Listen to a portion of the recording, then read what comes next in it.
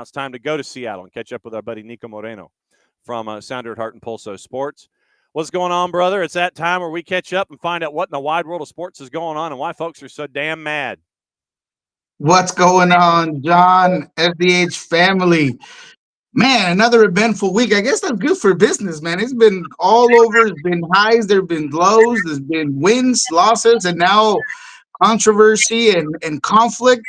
But here we are to just break it all down in the one and only SDH, baby. You know it, and you know that we've got to start with the controversy. And great work by you and everybody there at Pulso Sports for being at the impromptu press conference that happened after the matchup on Sunday, where, and I don't know if the Sounders players are going to be getting a letter from Milton Bradley because they used the Monopoly dude and put him on the front of the T-shirt. I don't know if Milton Bradley is going to get mad about that or not, but the outrage about the Club World Cup cash grab and the press conference after, and we played like to the first 2.5 minutes of that, and now Adrian Hanauer apparently, and your sourcing has it that Adrian Hanauer was less than pleased, and he did not mince words when discussing it with the Seattle players.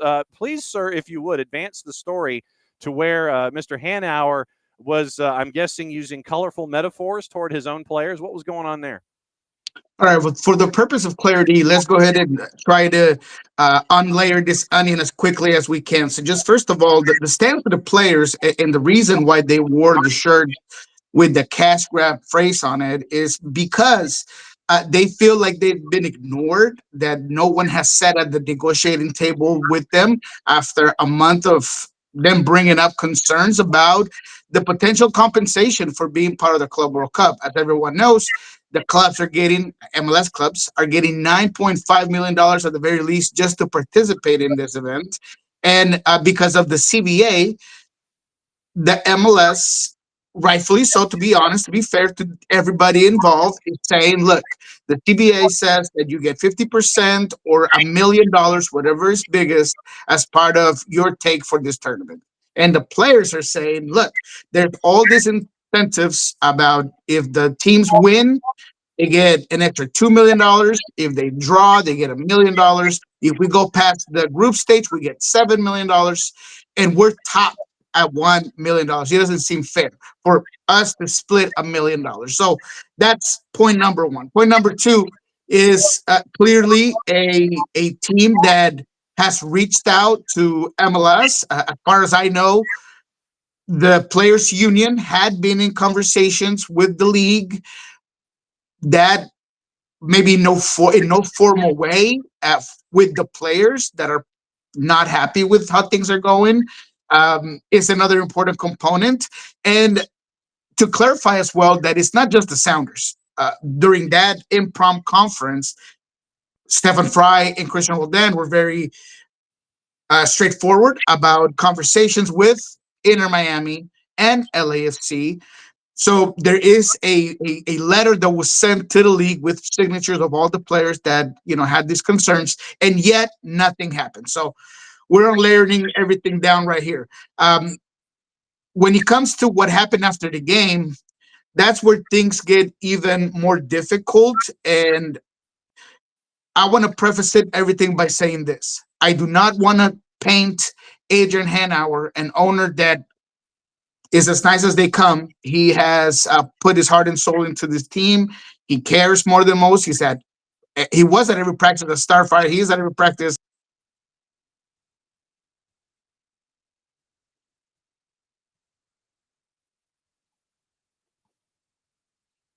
Nope, we lost your audio, Nico. Yeah, lost your audio. I don't know. Duck out, duck back in.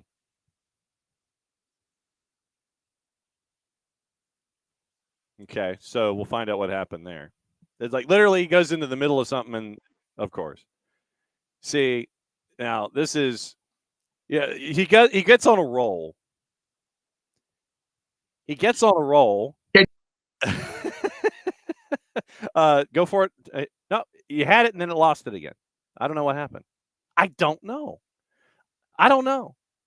I don't know. Try your phone. How about that? Try another device, unless this is your phone. That was weird. It like literally it started and then it stopped. So yeah. See, this is what happens when we start talking about Adrian Hanauer. Literally, this is what happens when we start talking about Adrian Hanauer. I want to say legitimately, you start saying stuff, and then all of a sudden, it's like it's weird. So I don't know. It's just one of those days. Literally, it's like I can't play any sound out of the board. Everything was fine, and then the wireless that's at the Casa de Nico went boom, and then it just went sideways on us. And so we get into this discussion about Adrian Hanauer, and then he wants to say some things, and then all of a sudden the sound just goes. It's one of those days, It's I don't know. I don't know what happened. I legitimately don't. I don't know what happened. I think we're good. Yes. Yes, that there was something going on there. It might have been MLS trying to shut us down out here. No, I'm kidding. Yeah, and you start talking about Hanauer, and then all of a sudden the microphone drops out. I see how this goes.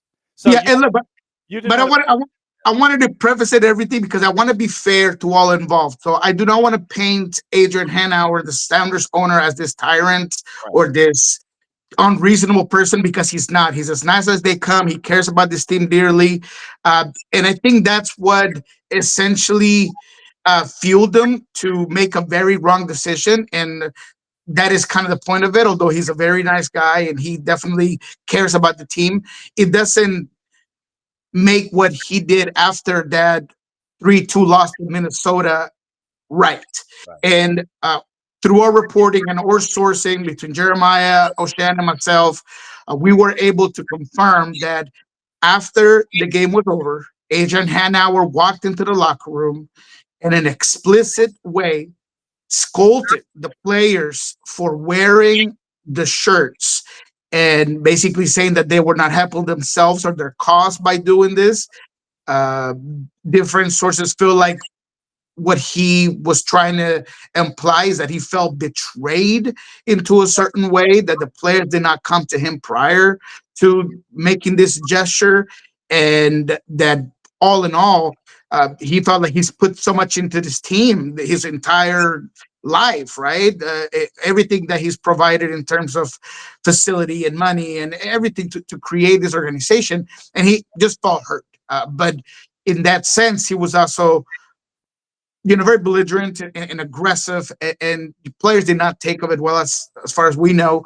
And it makes all kinds of sense. No player should feel like they cannot bring this up when they've tried in various ways to get it resolved and then be scolded by it. Now, Christian Roldan yesterday, he said, look, maybe we could have done better to talk to Adrian, right? And he kind of alluded to the fact that just as sometimes it happens with players when you're on the field and you yell at somebody and you get emotional and then he stays on the field, he kind of alluded that this was similar, right? That he feels like that's how things played out. Now, the team, especially Brian Smetzer, have been very coy about the whole thing and saying, look, what happens in the locker room stays in the locker room. There's reporting, all of this thing. Uh, I didn't like the fact that he mentioned something. You guys decipher the truth. Look, if it comes from Sandra Hart, Jeremiah O'Shan, and Nico Moreno, everyone should know that. I mean, our record speaks for itself, and that's not being, pompous or anything. We take our job very seriously, and if we are to put something in writing and put a story out there, it's because it's extremely well sourced. And that's exactly why we brought it up, because we feel like it is uncharacteristic, but it should not be done because it compounded the problems and it makes things look worse. The optics on the entirety of this thing is very poor. And unfortunately, now Adrian's the one that gets all the scrutiny because of that decision, that poor decision to go into the locker room and said what he said. Yeah, our friends over at Gimme Sports said league office has had regular discussions with the MLSPA over the last few weeks. League disagrees with the MLSPA's assertion that the CBA, which was signed in 2021, is out of date. one source says the MLSPA have also not made an official proposal to MLS. Sources say discussions are taking place. Sounders players happy to have gotten their message across. Hopefully something gets agreed to. And it goes to the Stephen Fry quote, where the fact that the players are capped at $1 million seems ludicrous, honestly, fighting for ourselves. But I think it's very, very important that we also fight for future generations, if you will, because you see MLS is growing. And so what does your gut tell you with only, you know, if the first matchup's coming up in, say, 9 days, what does your gut tell you? Are they going to kind of kick the can down the road here when it comes to, we'll figure it out, we'll figure out the financing later? Or do you think that there's going to be an adjustment before the tournament starts? What does your gut tell you? My gut tell me there's going to be a resolution and things will get squared away in some sort of way. One way to do it is maybe that you allow players just to take home the incentives by performance that have created. Uh, all in all, I've been hearing two different things. There is a from well sourcing as well that says that the owners can allocate the money any way that they please, and they could use the 9.5 in way of bonuses and things to provide that extra compensation that they're looking for. But then there's the other side that I've been told that is not true, that the CBA clearly speculates that you cannot do that. And it has to go through Don Garber and it has to be approved by the owners that are involved in this tournament.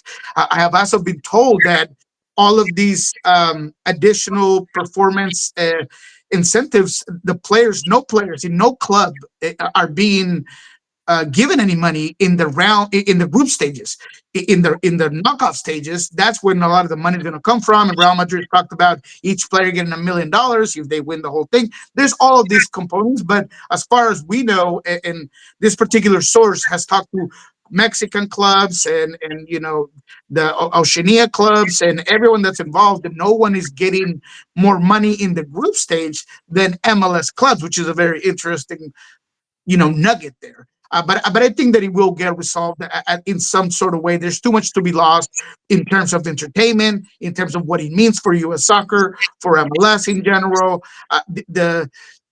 The jury of public opinion needs to be put at ease, regardless of what is right or wrong in terms of the contract or not. And that is something that I feel like MLS Commissioner Don Garber and every owner as part of this MLS league should be concerned about. 2 of the 3 matches that Seattle has in group stage are at home. They're at Lumen. We were going over the Adam Crafton report in hour number 1 about slow ticket sales and venues and concerns and things like that. What is it looking like when it comes to moving all the bacon so far at Lumen and ticket sales for the matchups? How is it looking up there, and what is the overall vibe about the Club World Cup from a fan perspective? As you could probably speculate by this whole thing, it's gotten worse, right? The optics with all of this information coming out hasn't been great, and it's kind of put a damper on things. I had heard previous to this, and I did a show in Argentina 2 weeks ago or a week ago where, I have been told that sales have been very slow, and that's why prices have been dropped. There's been packages trying to be put together. I felt like the marketing in terms of this Club World Cup has been disappointing. And there could have been so much more been done, and I feel like you could see it through the amount of tickets that are still available. And the Sounders tickets itself have been selling pretty well, but the Red Diamonds against River Plate and the Inter Milan versus River Plate, like all those additional games, those are not doing as well as they were hoping that it was going to do. I do hear that there's a part of people that have not been able to join and buy those tickets because of the uncertainty of getting into the country and how quickly that might be. And therefore, there's almost this perfect storm where it is making me nervous that when it comes to the day of, the atmosphere will not be a reflection of the passion that there is in the United States and in the Pacific Northwest for tickets. So it's something that, for me right now, it sounds like there's a lot of tickets available and that there is some concern in that regard. All right, speaking of the Pacific Northwest, what in the hell happened to Vancouver?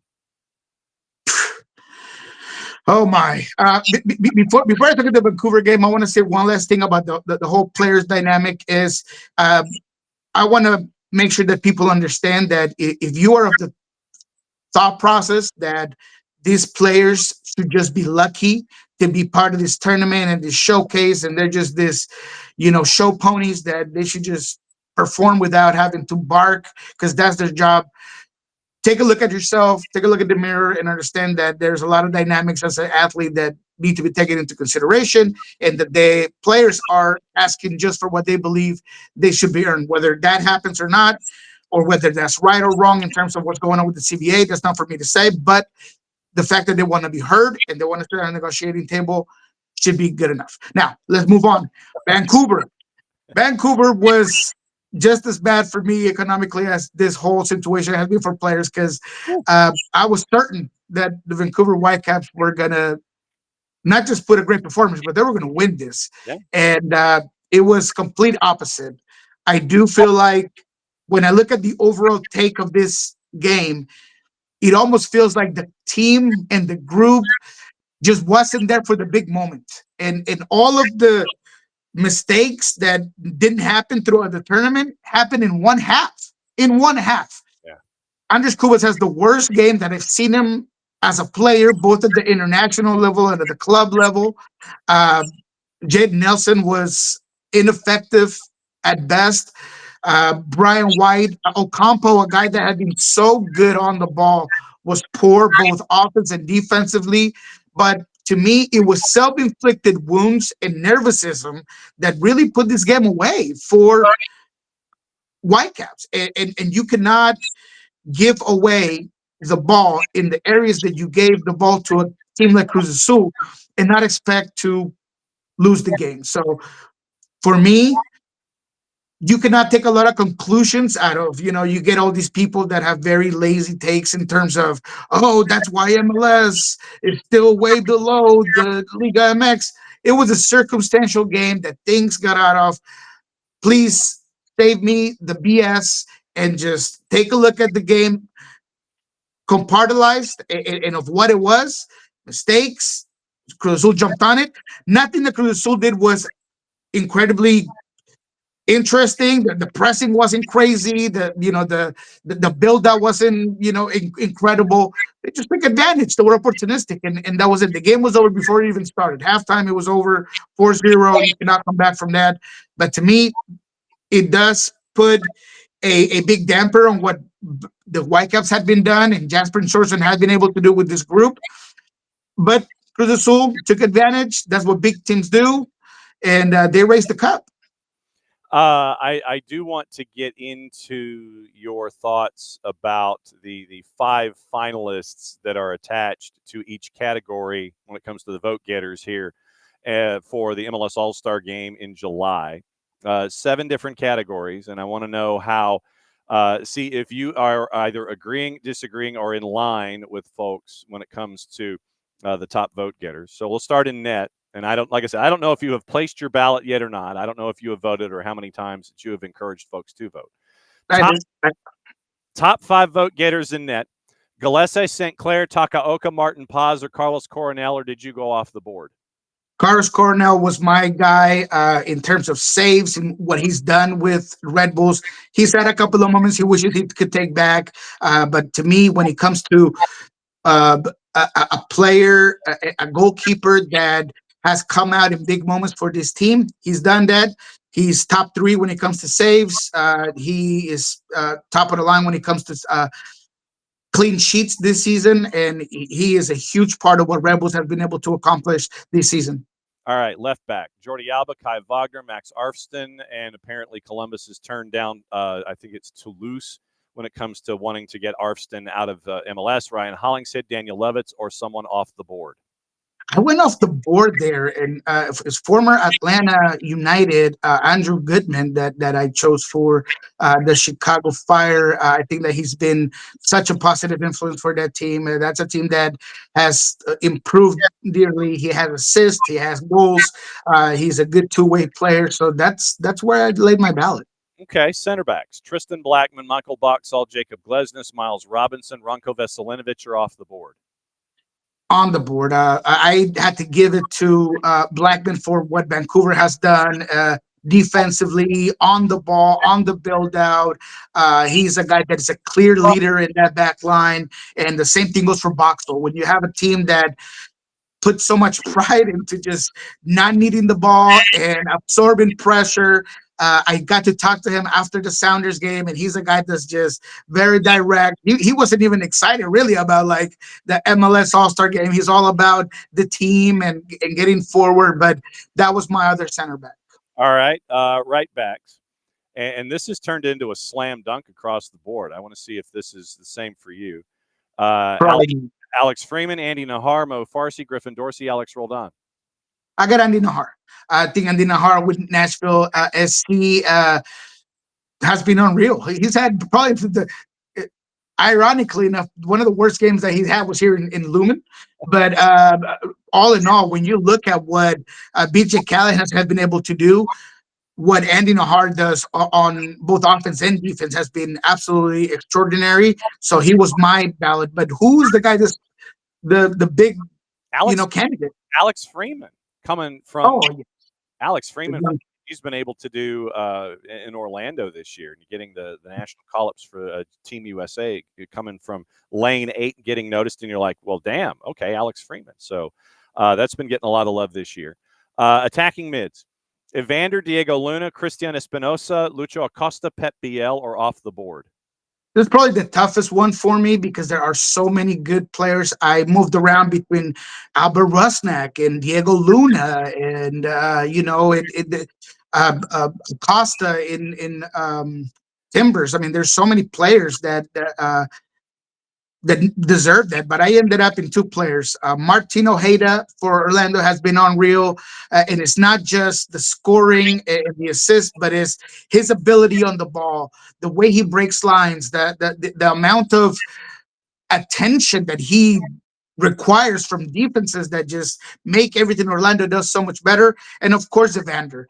Evander for me has been unreal statistically on the pitch. He's a guy that had a lot of scrutiny moving out of Portland, and he put all of those naysayers down with his play.